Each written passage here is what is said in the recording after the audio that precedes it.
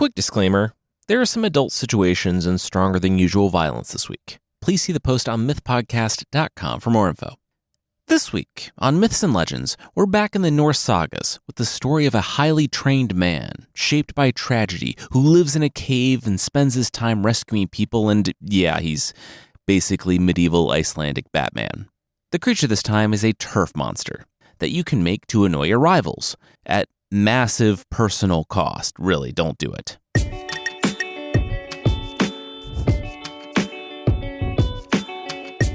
This is Myths and Legends, episode 378, Snowfell, part 1 of 2.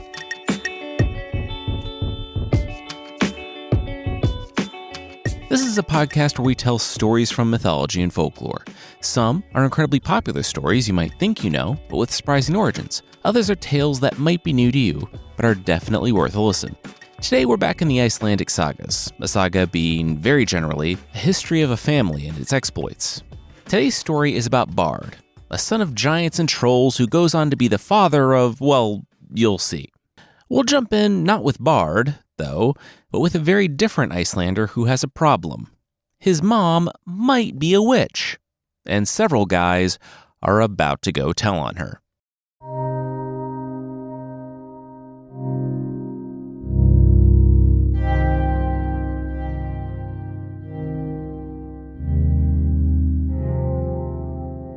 Einar heard the news when he arrived at home. Sorcery. His mother had been charged with sorcery. If there was one thing the people of the North wouldn't abide, it was a sorcerer. It was anathema to everything they held dear.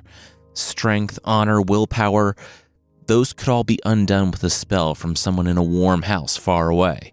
And to call his mother a sorcerer meant death, should it go unanswered. Einar meant to answer it.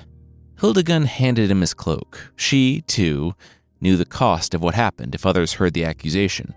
Einar put his arm through the shield and gulped as his mom walked up to him, holding something in her hands. The sword. His father's sword. It was heavier than he thought it would be, but Einar couldn't dwell on that. He had to stop Lon's son, also named Einar, we'll just call him Lon's son, from making it home. And Einar had to kill everyone with him. He slid the sword into his belt and found the waiting horse. The horse died halfway through the mountains, and Einar's cloak stuck to him when, panting, he found the 7 men, Lon's son's traveling companions, near the pass. They laughed at the witch's son. They stopped laughing when he plunged his sword into one of their hearts. Lon's son staggered back as one by one, Einar cut through the 7 men. Soon, only Einar and the son of Lon remained. Feet made tracks in the snow that was already covering the pass, already dusting and hiding the bodies of Lon's men. This far north, this far from civilization, they were in troll country. It couldn't be helped. Einar had to do everything he could to save his mother, and so this man had to die. But Einar was tired. He was a teenager who had just killed 7 men. Lon's son might not be a warrior, but he saw how his blows rang out and shook Einar's hand. He grinned. Einar pushed back to the trees, beginning to despair. He would die. His mother would die. Then, a hope. Bard. Bard, the god of the Snowfell. There were rumors of an Icelander who lost someone close to him and became something else. Someone who stalked the woods, both more and less than a man. Someone who would help those in their time of need. Bard. Like when Hedda, the troll woman, had cursed Ingjald. The trolls were bad in those times. It was the early days, when Norse explorers could still land in the island, decide how much farmland they wanted, and it was theirs. The trolls watched from the woods, stalked the forest, and Hedda was a shapeshifter and one of the worst. If any of the people ventured through her lands, they became her playthings, and their remains were flung out of the forest for their family to find when she was through. If she didn't have people, she made do with livestock, like Ingjald's livestock. A fisherman by trade, one of his cows disappeared, and when Hedda was spotted, he followed her alone into the mountains. Axe in hand, he pushed her back to the cold and craggy places of the world where, wounded, she would weigh the cost of coming into the world of the humans again. She, though, had a parting gift for Ingjold, a fishing spot, a place teeming with so many fish they couldn't all fit in the water. He should go alone, too, as was his custom. A green and yellow smile stayed in the cave where Ingjold paused, hooked his axe on his belt, and left. The village marveled that he, alone, had returned, but he didn't speak to any of them. He immediately went from the mountains to his boat, took up his oars, and began rowing. Outward, Ingjold was calm, serene. Inside, he was screaming. He was prisoner in his own mind. He couldn't stop himself. Rowing through the fog, Ingjold heard the splashing, that of the fish, the water churning with countless writhing bodies. Then the traveler. Ingjold collapsed when, having arrived at the fishing spot, he was released from one curse only to meet another. A man, a scrawny, scraggly man worked in the next boat over. His face was an island in a sea of red hair, and his rough, hairy arms seemed to blend with his cloak, and his hands betrayed no distraction by the interloper. Where are we, and who are you? Ingjold rose in his boat, fish slapping the side. I'm Grim, the stranger said. Ingjold saw the flash of a small hammer at the stranger's belt, as the fish poured from his net and into his boat. No, you're not, Ingjold said. The stranger nodded, looking back to his fish. No, I'm not. Ingjold reached for his oars, but the stranger told him what he realized pretty quickly. They wouldn't work. They moved through the water, but they wouldn't push the boat. Ingjold shouldn't know of this place. No human should. Grim, or so the stranger called himself, said that he wasn't his father. He didn't play games with the humans. His father kept a stable of them like pets, but what good would a human be against a wolf that would eat the sun, or a monster that encircled the world? No, to him, humans were nothing. They were mice in the grain store or worms in a dog. They had no ability to think beyond their own appetites. The fisherman, Ingjold, was going to die here, so he had time to sit and contemplate his own mortality in the limited way humans could, namely by weeping and screaming. Ingjold did not want to prove the cruel, red-bearded stranger with the hammer correct. He really didn't. But Thor was right. It wasn't long before, after trying to throw his body weight against the ship that wouldn't move no matter what, he craned his neck toward shore and cried out for someone, for anyone, for Bard, the guardian spirit of the Snowfell, Bard, who was already on his way.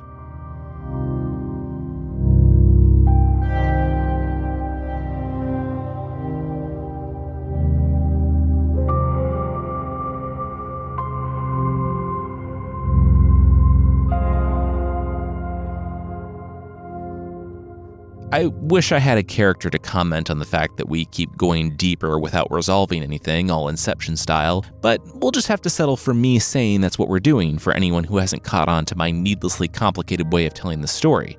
And you can't know the story of Bard, god or spirit of the Snowfell, without knowing the story of his father. Dumb. Yeah, so before getting into it, Bard's father is named Dumb. Bard's father is literally named D-U-M-B Dumb, and he was a king, so King Dumb. I'm 99% certain that it in no way relates to our modern English word dumb, and it's just an unfortunate homophone on the part of King Dumb, but he's Dumb the king. He's King Dumb. Dumb, like most of the figures in Norse myth, Odin himself was part Jotun, Dumb has a diverse ancestry. His father was a Jotun, a giant, and his mother was part troll, which made him, according to the story, strapping, handsome, and good-tempered from his father's side, and shifty and vicious when things didn't go his way from his mother's side. Basically the perfect man for his time. His parents weren't kings, but when the 12-year-old half-giant, half-troll declares himself king in the north, in a region that no one particularly wanted anyway because it was not only extremely cold, but infested with giants, ogres, trolls, and, quote, other evil things, well, you let the 12-year-old have it. Thus, Dum became King Dum of the North. Demonstrating that even the good guys are questionable, the 12-year-old abducted his first wife, Mjol, a human woman from Finland. And when they were together for a year, so he was 13, they had their first child, Bard, named such because Dum's father had been Bard the Giant. At 10, Bard was fostered with a mountain dweller named Dofri, who lived in the mountains of Dovrefell, named such because of the mountain man foster dad who also taught magic. And this is where Bard not only learns how to read and write, but how to fight, how to strategize, how to do magic. Basically, this is where Christian Bale and Liam Neeson are sword fighting on a frozen lake. But a medieval superhero education wasn't the only thing that Bard found in Dofri's cave. He also met Flamgerd, Dofri's daughter, the largest and most daring of women, taking the largest title from Bard's own mother. There may be some stuff to read into there, but this is a quick backstory and I'm not Freud, so we're just going to move on. Making a very direct point in telling us that Flamgerd was not particularly pretty, the story also seems to claim that it didn't matter. Bard and Flamgerd married, and he stayed with Dofri until he was 18. When he finally left the protection and training of Dofri, Bard learned that his father was no longer king in the north. King Dum was lured to a peace talk in the middle of a lake with ogres, and quickly learned why you don't go to a peace talk with ogres on their home turf. More boats launched from the edges of the lake, ones driven by ogres with iron clubs, and even though Dum fought back with his oars, having come unarmed, and managed to kill 2/3 of the attacking ogres, he was beaten to death, and his body left in the lake. Their leader, Hardverk the ogre, declared himself king in the north. And for about a year, that was true. In that year, Bard learned 2 things. One, that his mom had remarried, and that he had a half-brother named Thorkel, and he learned where Hardverk lived. He and his brother burned the house down with Hardverk inside, and once again, Dum's family ruled the north. But it wasn't ogres that finally led Bard to Iceland, but the king with the good hair. We've talked about Harold Fairhair. Harold actually started out Harold Tanglehair, no joke, because he had vowed not to comb his hair until he conquered all of Norway. When he managed this, he finally combed his hair, and it was, reportedly, so long, luscious, and beautiful that his nickname changed. It also changed the fortunes of everyone in Norway, because Harold's ascension was a catalyst in so many stories and history, because Harold gave everyone a choice: pay taxes or get out. And Bard, seeing that they could either stay and pay tribute to a king while also holding back the murder hordes of the icy north who were mad about their own leader being barbecued, or see what this Iceland place was all about, well, they chose the latter. They set sail west.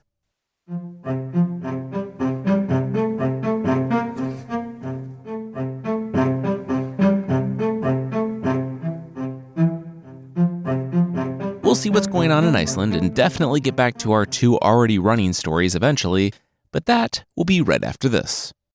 This message is sponsored by Greenlight. Let's slow down and enjoy summer, I said back in June. Well, I blinked, and now it's turning into August already. Yeah, back to school is almost here. And whether that makes you smile or frown, I'm happy because one thing we did manage to accomplish this summer was to start working on financial literacy as a family with Greenlight. Greenlight is a debit card and money app for families where parents can keep an eye on kids' spending and money habits, while kids learn how to save, how to invest, and spend wisely. That financial knowledge is so important. It really is. And with Greenlight, our family's starting building that foundation so when children grow up and take off, it's not the first time they're managing money. Our favorite feature right now is automating allowance and managing chores. Not only is it helping shoes get put away, it's also teaching, more importantly, about earning and saving and what to do next. I would have loved this growing up. Oh, yeah, me too. Plus, there's also Greenlight's Infinity Plan, which includes all the financial literacy education in addition to built-in safety features like location sharing, SOS alerts, and car crash detection for young drivers, all for peace of mind. Sign up for Greenlight today and get your first month free when you go to greenlight.com/legends. That's greenlight.com/legends to try Greenlight for free. Greenlight.com/legends. This show is sponsored by BetterHelp. Oh, it is too easy to get caught up comparing our lives to other people, isn't it? That's a habit that can turn unhealthy very quickly. In those moments, I'm reminded that my self-worth does not come from other people or their approval. It comes from something else. Now, there's a whole journey wrapped up in that, but what I want to offer right now is this. Along the way, therapy has been a big help in different capacities. It can help you sort out priorities, help you manage stress. It can even help you start focusing on ways to grow instead of dwelling on what others have. We've said it before, and I'll say it again. I think therapy is for everyone. If you're thinking at all about giving therapy a try, or you're looking for a way to do therapy that's more flexible or fits in your schedule, take a look at BetterHelp. It's all online, and you can start by filling out a brief questionnaire that'll get you matched with a licensed therapist. From there, switch therapists anytime for no additional charge. Stop comparing and start focusing with BetterHelp. Visit betterhelp.com/myths today to get 10% off your first month. That's BetterHelp, HELP.com/myths.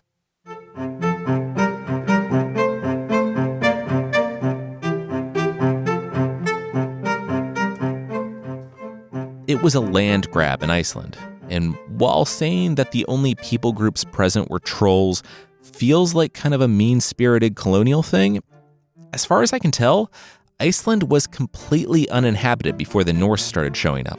Some writing suggests that there were Irish monks there first, but they were long gone by the time Bard and company showed up. So they chose their plots and named things. They set out sacrifices for good fortune at a place that, as of the writing of the saga in the 14th century, became known as the Church of Trolls. I guess it was a long voyage, and a bunch of Viking guys relieving themselves off the side of the boat was enough volume to wash up on shore to become, in Icelandic, Drittvik, meaning a very particular, very stinky type of inlet. A cave with an echo became Singing Cave, and the place where Bard first bathed naked became Bartholog. So the people began to build a society on this island on the edge of the world. But the trolls had other ideas. They still lived in the hills and the mountains and the forests, and they stalked the footsteps of all who wandered too far, and they slaughtered beached whales. Bard had heard of two trolls, Sval and Thufa, members of their own group who had fled from the ships the moment they docked and, quote, turned troll. I can't seem to find much on this, and Bard's Saga is really my first time encountering it. I thought trolls were a distinct category of mythological creature, but maybe the wilderness, over time, can work on someone until they're starkly different from who they were when they left. Regardless, Sval and Thufa were trolls now, and they were stealing Bard's whale. A beached whale was like a jackpot. Meat, oil, and you didn't even have to hunt it, which was why when, late in the afternoon, Bard heard he had a whale down on one of his beaches, and he rode for the beach. And there he found Sval eating his whale. It was a long and brutal fight. But, like the race does not always go to the swiftest, the fight doesn't always go to the strongest. The troll had a wild and ancient strength coursing through him. Bard, however, had training. After hours, Bard gained the advantage, and he didn't squander it. Pleading with him not to, Bard actually broke Sval over his knee, like Bane broke Batman, but unlike Batman, Sval didn't recover in a montage of bodyweight exercises and self-discovery. He died there, on the beach, drowning slowly as the tide came in. Returning with his meat and oil, Bard was victorious, but found his house in disarray, even at this late/early hour. It was there that he learned the news that would change his life forever. His daughter, Helga, was gone. The children had been playing on the beaches in a place called Barnar Rivers, or Children's Rivers. Bard had remarried after the death of his first wife, and altogether had 6 daughters. His half-brother, Thorkel, had 2 sons.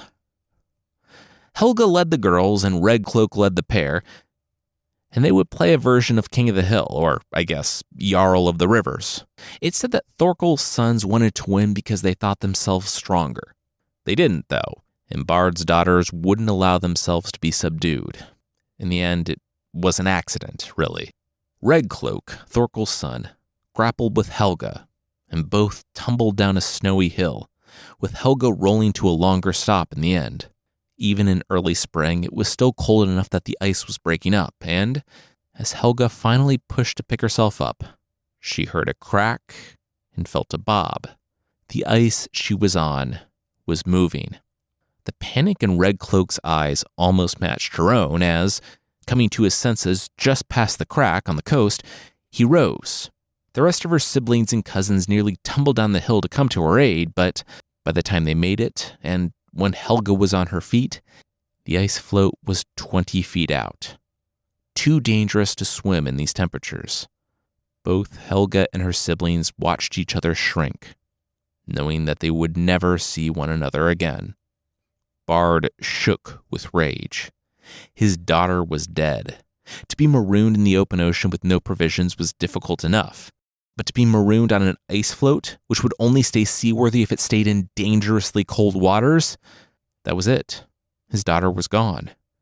It was too late to go try to save her, but it wasn't too late to avenge her. Thorkel at that time was out at sea. He'd gotten an early start that spring, but his sons, Red Cloak and Solvi, were outside their house, faces streaked with tears. They tried to run, but Bard was faster. They tried to fight, but he was stronger. He shoved one under each arm and made for the mountains. Red Cloak was thrown down a ravine so deep that he was dead before he hit the bottom, somehow. Maybe it's worse dying from terror than being dashed against the rocks, but Solvi would know the second. He was thrown from a cliff. Neither child survived, and I do say child because they were 11 and 12. And Bard, well, Bard waited. He returned to his brother's home, the servants and enslaved people having fled in terror, and Bard simply sat down at his brother's table and waited for Thorkel to return from his journey. He sat for days until, throwing open his door, Thorkel found Bard there, and, the pair not bothering to greet one another, brother flew at brother. Both had lost children. Both were enraged. But Bard had trained in the mountains, while his brother was pampered in a king's house. It wasn't close. Bard had his brother pinned, but couldn't kill him. Well, death versus living in the indescribable mental and emotional pain of having both of your children killed by your brother, and the astounding physical pain of having your femur shattered when said brother stomped on it and left you screaming, leaving him alive actually seems kind of worse in this situation. Thorkel, from that day on, after dragging himself a couple miles for help like Daniel Plainview, was known as Thorkel Boundleg. Bard, though, disappeared after that day. The richest, strongest, and most powerful man on the island just seemed to fade away, evaporate into the darkness. The last anyone saw him, he was trudging off into the mountains, wearing a cloak and a cowl, carrying 2 metal hooks. Everyone who dared to follow said that he simply disappeared. But the strangest things began happening after that. Well, not really stranger than actual trolls and secret silent elves and really everything else on Iceland. Anyway, one time, a hunter's perch gave way beneath him, and, dangling on a precipice, his gloved fingers began to unhook from the root, one by one. As the last few slipped, a hand gripped his wrist and hoisted him, bodily, back onto the ledge. As he caught his breath, he thought he saw a cloaked figure dissolve into the snowstorm. The hunter was the first who had this experience, but he wasn't the last. Whether because Bard wanted to make up for what he did to his nephews, or because he didn't want what happened to his daughter to ever happen again, not while he lived and had the power to stop it, people were soon calling out to Bard, spirit of the Snowfell. He's also called Bard, god of the Snowfell, but I think in the medieval Nordic sense of the word, it works either way. I like spirit most because, while it doesn't necessarily imply more power than the average person, it does give the sense of him being somehow everywhere and nowhere. But since we've explained Bard, we'll get back to the boat.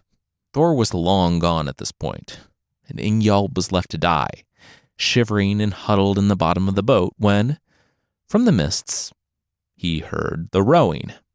Sitting up, he squinted, and darkness took the form of a pointed cowl and a walrus skin cape. Only the man's beard was visible, flowing from the hood. Bard brought his oars aboard and pulled out one of his hooked staffs to draw Ingjald's boat to him in order to lash it and tow it in, but it stayed rooted in that spot. Ingjald heard a as the boat pulled alongside his own, and a gloved hand pulled him aboard. The figure rowed back toward shore. You're Bard, aren't you? The man said. Bard, spirit of the Snowfell. Bard's gaze didn't leave the approaching shore. Halting, the man said he heard about him, about his legend, about his daughter. Bard sighed, but again, didn't look at the man. Surviving all that time, ending up in Norway of all places. Who could have imagined? Ingjald laughed, still trembling, though this time only half from the cold. Bard stopped rowing and turned to the man. What did he say?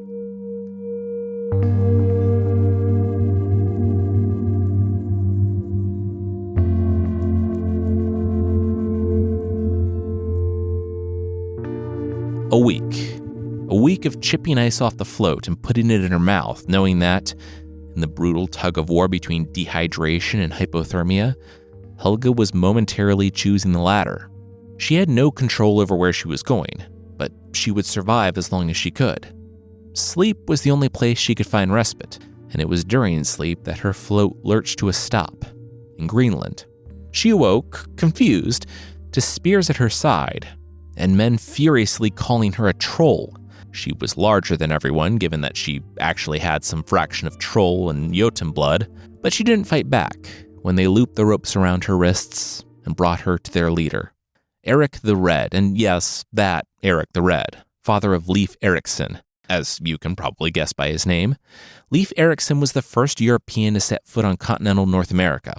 For now, though, he was just a kid running around his father's settlement, the settlement being the first one in Greenland. And Eric the Red was reasonable, at least in this regard, saying that, guys, she obviously wasn't a troll, just because she showed up in a weird way. Helga ate ravenously, as Eric announced that he was under her protection, seriously stopped trying to burn her. And they did, eventually, stop trying to burn her, though she never really shook the reputation that she was a troll. But for some, like the Icelander Skeggi, who was part of Eric's expedition, it didn't matter. It said that he took over her protection and that she shared his bed. While in the modern day, a grown, married man, quote-unquote, protecting a girl who obviously wasn't older than a teen by her becoming his lover would in no way fly, there is a lot to suggest that Helga did, in fact, accept the situation and had love for Skeggi.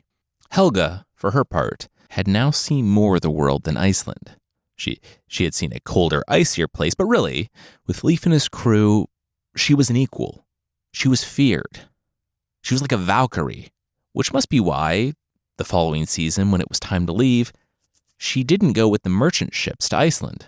She went with Skeggi to Norway. And of course, on the way, they did not stop at Skeggi's home because, wife and children, but instead, they found their place in the north, in a warm cabin where no one would disturb them. And Helga didn't know this, but she was in her father's, remember King Dum's, old kingdom. There, she used her own troll blood to fight those who had killed her grandfather.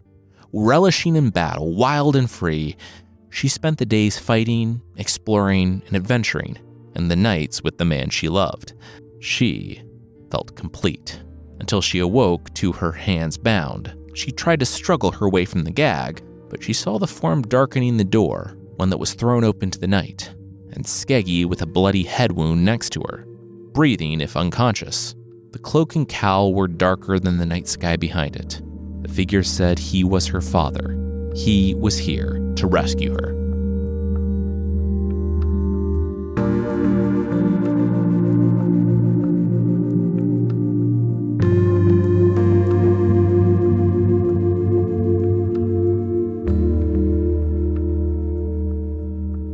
We'll see that Bard and Helga have very different ideas of what it means to be rescued, but that will, once again, be right after this. Okay, Jason, name 3 things that seem to work like magic. Go. Computers, hot chocolate, and selling with Shopify.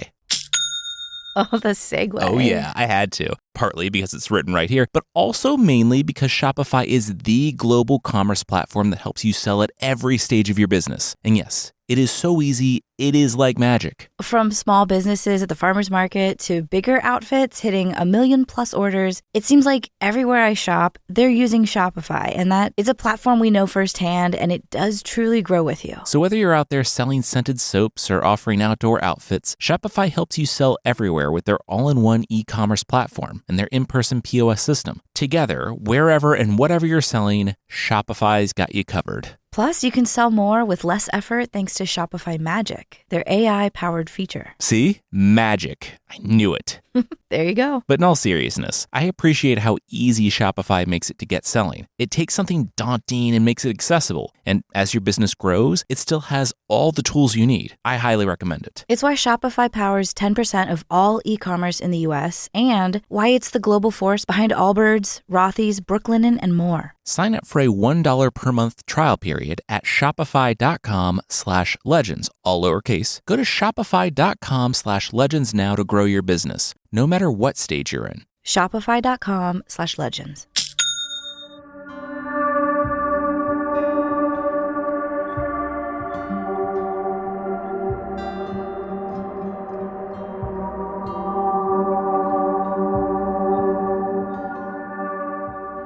That she didn't feel like she needed rescuing was immaterial to Bard. She felt like she was living her best life, hunting trolls and living with the man she loved in the wild north. Bard was of the opinion that she hadn't thought this through. He thought that there was no future for her as, essentially, the teenage thrall of a married adult who was, at best, using her for monster extermination and other things that are pretty obvious, but we hopefully don't need to spell them out. She was coming home. She would thank him for this later. Oh, and also I killed all your cousins, brutally maimed your uncle, our family hates us, and we live in a cave and do hero work because we feel bad about the first 3 items on that list. Exploring the wild frontier with the man you maybe love, and having a life of adventure and meaning being very different from remaining stuck in a cave with your surly dad, Helga and Bard had issues. Bard awoke one morning to Helga standing in the entryway of the cave, telling her dad that she was leaving and not to follow. Bard let her go and sat back in his cave that now felt colder, harder, and more remote than ever. Everything he had done was for her memory, but now she was alive, and who he had become pushed her away. Bard was alone.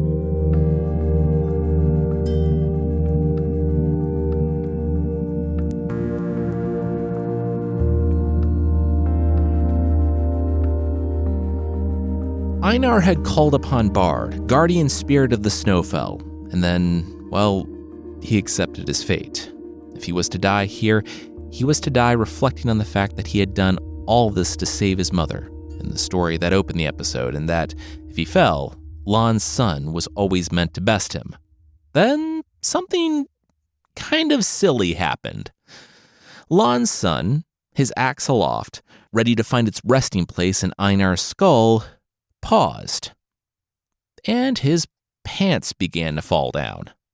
There was a quiet tearing, only heard because the snow in the clearing muffled all but Einar's panting, and Einar could see that Lon's son's, his pants were falling off.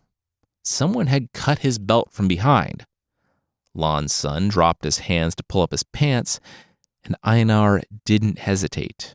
He found his opening, and opened up Lon's son's belly with his dagger, the steaming blood cratering the snow underneath him. When it was all over, Bard, standing behind the body of Lon's son, stepped forward and took the young man's shaking hands, helping him to his feet. He looked like he could use a warm place to sleep.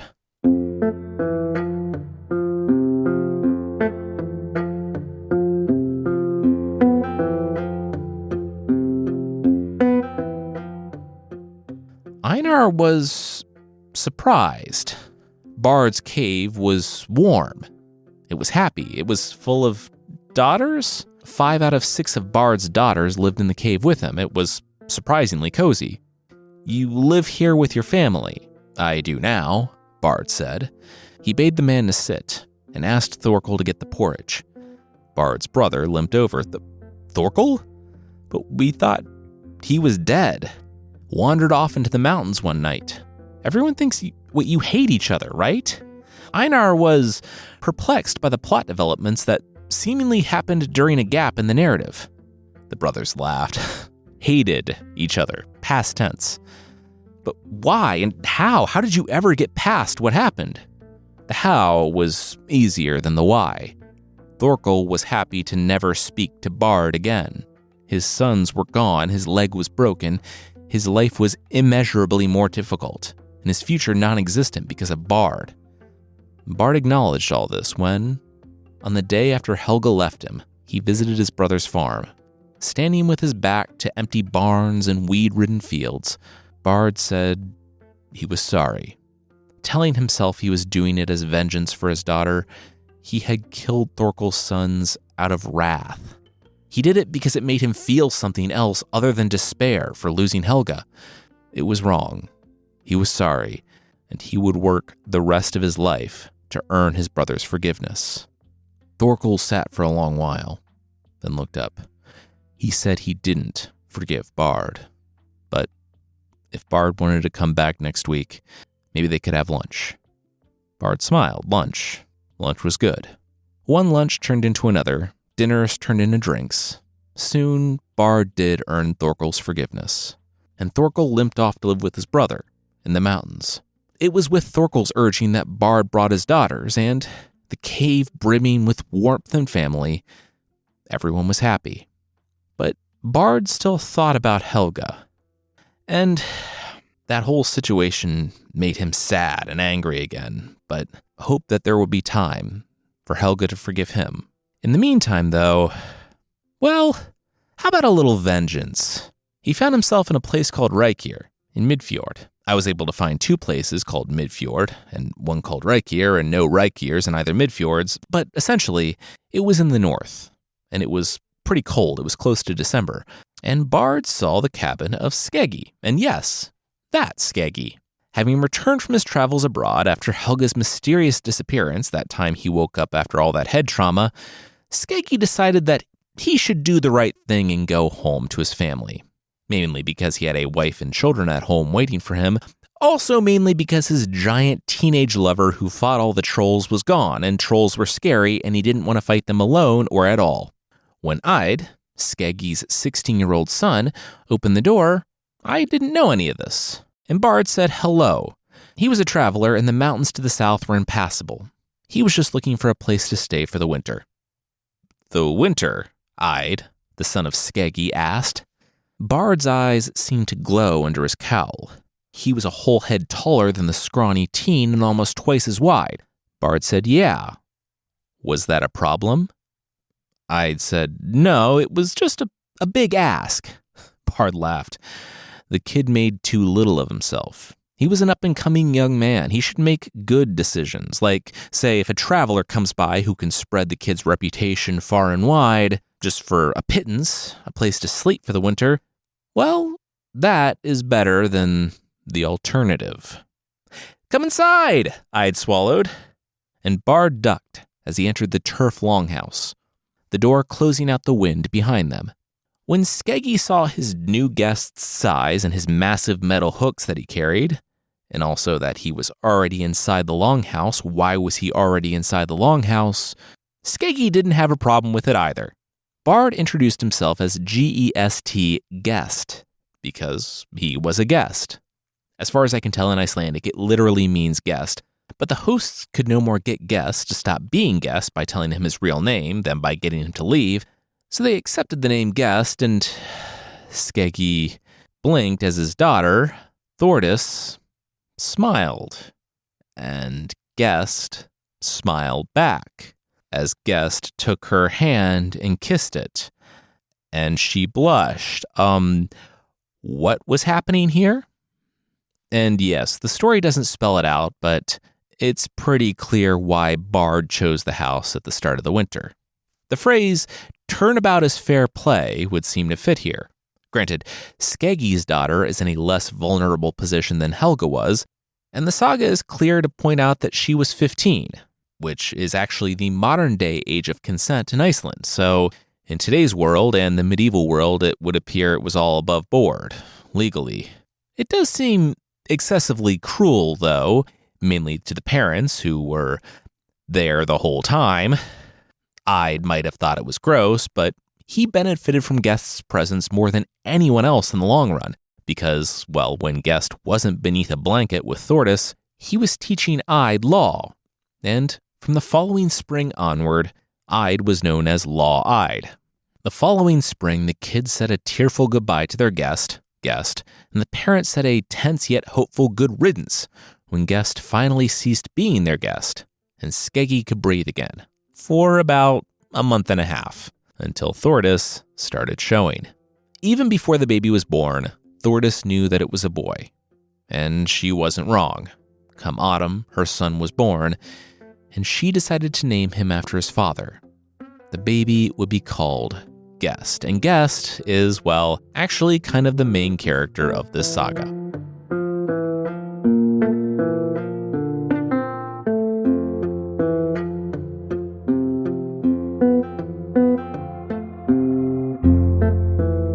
Next week, we'll get into the story of Guest, son of Bard, in a story that includes Draugr, more giants, and yes, Odin being Odin in the most classically Odin way possible. If it seems a little annoying that we took so long to get to the hero of the story, and just talked about the hero's father and grandfather, well, that's actually one of the most saga ways we could have told this story.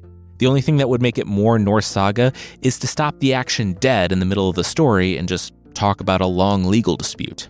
This is the type of story I was tempted to skip, but I kept it for two reasons. One, it's an interesting case of an Icelandic saga finding forgiveness and reconciliation when a lot of times the feuds keep going until everyone is dead. And two, as a 30-something with strong opinions regarding Batman comics, it was nearly impossible for me to pass on a story of a mysterious hero who, after a tragic event, donned an actual cape and cowl, operated out of a cave, and moved in the shadows to save people so the traumatic event didn't happen again. Instead of the membership thing, I have a quick request. I have a poll on the site about the best way to connect with everyone outside of the podcast. For example, I've been getting emails here and there about the feed not working. Instead of mentioning it on the show and having it be this big thing, please let me know if you're having problems with the feed though, it would be good if we had a different way to connect. And social media has only gotten more fragmented in the past few years. And I'm curious where everyone is. So there's a poll on the site where you can tell me what way works for you. And I really want to know how I can get messages out there, like when we take a week off, and then how to best hear from you. So the poll is up. There's a link in the show notes. Please let me know, and I'll try to be more active that way. Thanks so much.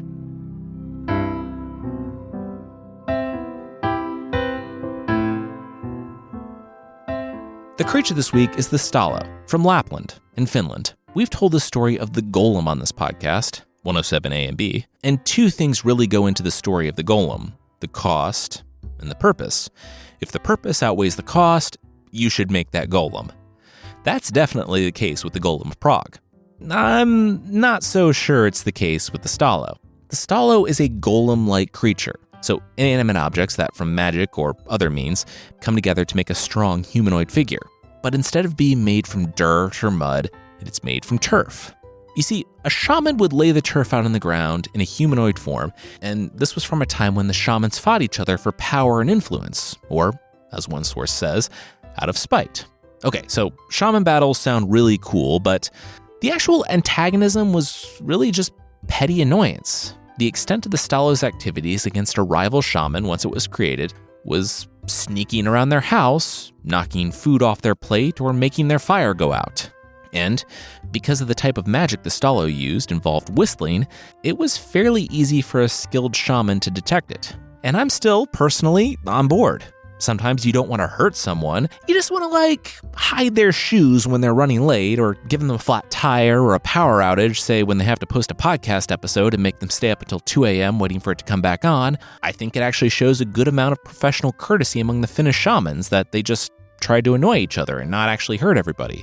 For me, though, it comes down to the cost, because To breathe over the Stallo and bring it to life, it will cost half of your remaining life, which is a ridiculously high cost for what amounts to an annoying roommate.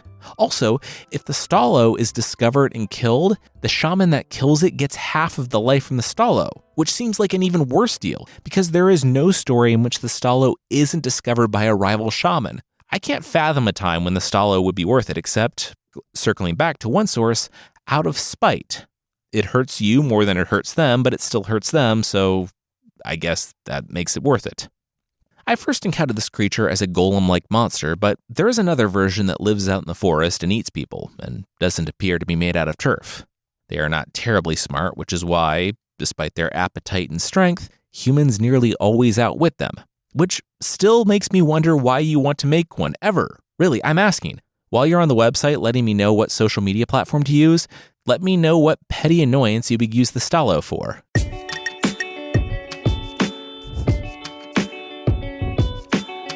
That's it for this time. Myths and Legends is by Jason and Carissa Weiser.